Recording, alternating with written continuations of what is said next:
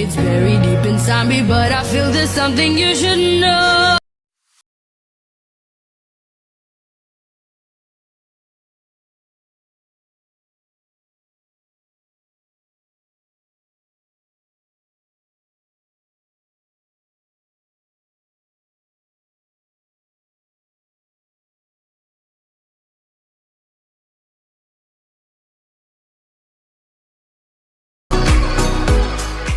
So welcome sa ating channel. So ngayong video na ito is meron po ako i-share sa inyo tungkol sa gamot para din sa ubo. So pamilya ba niyo yung lemon na kasing tulad din yung kambyasong ba yun? Ano yun? Basta sabi so iwan ko lang sa Tagalog para ganun lang, lemon. So meron sa amin dito guys, maraming bunga. So ito yung ginagamit para gumaling ang ubo. So medyo maasim siya guys. Lemon, kalamansi. So medyo malaki siya guys. So ipapakita ko sa inyo mamaya na pinagkunan ng lemon.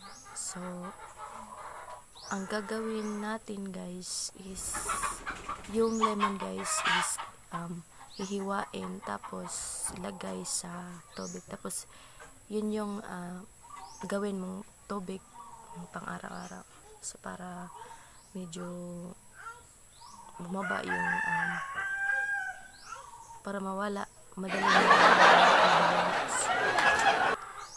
pasensya na kayo guys sa aking boses, so medyo paos kasi meron pa akong konting ubo, so huwag kayong matakot guys, sa ubo lang yan guys. So wag natin kalimutan na i-pray palagi sa ating pangkalusugan guys, kasi ngayong pandemya is very worst and difficulties sa mga nahihirapan sa paghanap ng pera guys, grabe guys.